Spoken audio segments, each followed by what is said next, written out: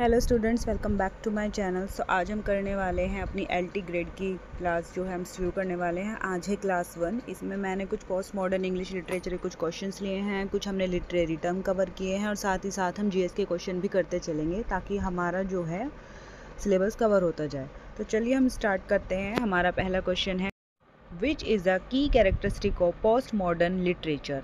A. Emphasis on universal truth and grand narratives. B. Linear and chronological storytelling. C. Intertextuality and metafiction. And D. Clear distinction between high and low culture. So right answer is C. Intertextuality and metafiction. Now next.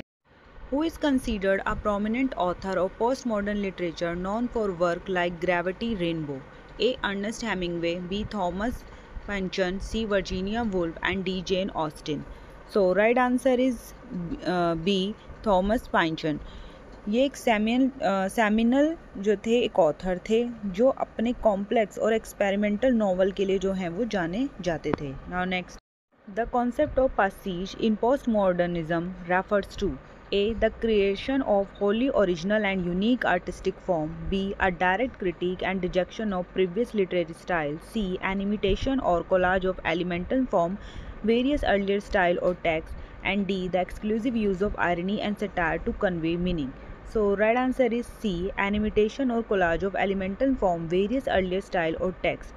इसमें क्या, it is an imitate without satirical intact. इसमें कोई satire नहीं किया जाता था, लेकिन जो पुराने वर्क हैं या जो स्टाइल हैं उनको इमिटेट किया जाता है, उनको कॉपी किया जाता है, तो उसको पास्तीज बोलते हैं। Next, which post modern novel famously begin with the line it was a dark and stormy night but immediately deconstruct the cliche? किसमें यूज़ की गई है? A. The Great Gatsby of F Scott Fitzgerald. B. 1984 by George Orwell. C. If a Winter Nights, A Traveler by Italo Calvino. And D. Ulysses by James Joyce. So right answer is C. If a Winter Night, A Traveler by Italo Calvino. Now next, an extended narrative which carries a second meaning along with its surface story is known as A. Imagery, B. Metaphor, C. Simile, and D. Allegory. So right answer is D. Allegory. तो एक एक्सटेंडिव narrative होता है जिसमें जो है अपने literal meaning के साथ साथ एक सेकंड मीनिंग भी होता है, उसको हम क्या बोलते हैं? उसको हम एलिग्री बोलते हैं। जैसे कि ओ कैप्टन माय कैप्टन जो है वॉल्ट विटमन की एक लंबी पोएम है जिसमें क्या है, एलिग्री का यूज़ भी किया गया है। उसको क्यों बोलते हैं? क्योंकि उसमें जो कैप्टन है वो अब्राहम लिंकन को बताया गया है और जो कंट्री है उसको शिप से बताया गया, तो इसीलिए वो क्या है, एलिग्री है, जिसमें मतलब मीनिंग कुछ और है और दिखाया कुछ और है। Now next is a story or a poem in which characters, setting and event stand for other people or event or abstract ideas or quality is known as A. Illusion, B. Allusion, C. Abstract and D. Allegory. So right answer is D. Allegory. एक ऐसी poem या एक ऐसे character की setting जिसमें लोग और जो एब्स्ट्रैक्ट जो लोगों के लिए उसमें एब्स्ट्रैक्ट क्वालिटीज़ को जो है दिखाया गया है। Now next question is Bunyan's the pilgrim progress is an instance of. Bunyan ने जो पिलग्रिम प्रोग्रेस लिखी है वो क्या है? A. Allegory, B. Imagery, C. Metaphor and D. Illusion. So right answer is A. Allegory. Next, allegory is closely related to other literary form are A. Fable, B. Parable, C. Exemplum या D. All of this. So right answer is D. All of this. ये तीनों ही जो हैं allegory के part हैं। और फैबल जो होती है उसमें क्या यूज़ किया जाता है? उसमें कैरेक्टर्स या वाइज या वर्चूज़ को दिखाने के लिए जो है उसमें एनिमल कैरेक्टर को यूज़ किया जाता है, जैसे कि खरगोश और कछुए की कहानी। पैराबल में जो है ह्यूमन कैरेक्टर्स को यूज़ करा जाता है, जैसे एकता में बल या यूनिटी। और तीसरा है एग्जाम्पलम। एग्जाम्पलम वो होते हैं जिन्हें हिंदी में प्रवचन भी बोलते हैं, जिसमें कोई भी कथा या वो चलती है उसके अंदर जो वो एग्जाम्पल दिए जाते हैं उसको एग्जाम्पलम बोलते हैं। So right answer is D. All of this. ये तीनों ही जो है एलिग्री का पार्ट है। Which literary term also called beast fable? किस लिटरेरी टर्म को बीस्ट फेबल भी कहा जाता है?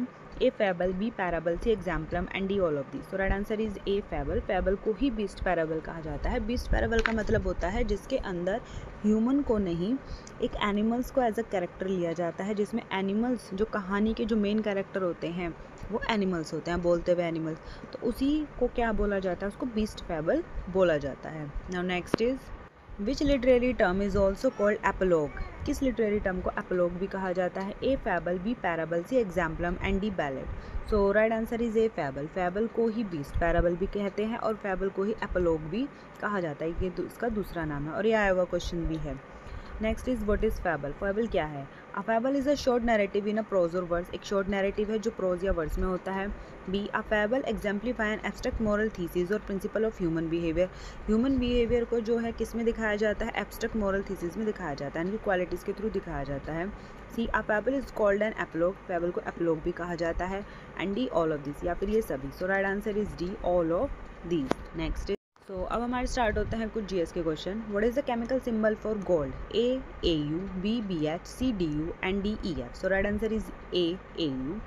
Next is which planet is also known as the red. किसको लाल ग्रह भी कहा जाता है? A Saturn, B Mars, C earth और D none. So right answer is B Mars. Next is who painted the Mona Lisa. एक फेमस पेंटिंग है मोनालिसा, वो किसके द्वारा जो है पेंट की गई है? A Rakesh Sharma, B Henry and C Leonardo da Vinci और D Pablo. So right answer is C Leonardo da Vinci. Now next, what is the capital of Japan? A Delhi, B France, C Tokyo and D none. So right answer is C Tokyo. Next, what is the largest mammal in the world? A blue whale, B elephant, C kangaroo and D lion. So right answer is A blue whale. Next, what is the smallest continent by land area. मतलब land area के मुकाबले कौन सा continent सबसे छोटा माना गया है? A Russia, B Asia, C China and D Australia. So right answer is D Australia. Next, what is the chemical symbol for iron? A Fa, B Fe, C Fs और D Fr। So right answer is B Fe। Now next question is which country is known as the land of the rising sun. उगते हुए सूरज का land किस country को कहा जाता है? A Japan, B China, C Australia and D Austria. So right answer is A Japan. My next and last question is what is the name of the driest desert in the world. सबसे सूखा मरुस्थल इस देश में इस दुनिया में किसको कहा जाता है? A Sahara desert, B Atacama desert, C both and D none. So right answer is B Atacama desert. So thank you for watching my videos. Please like and subscribe for more videos. कोशिश करूँगी कि और ज़्यादा questions जो है मैं इसमें add कर सकूँ। Thank you.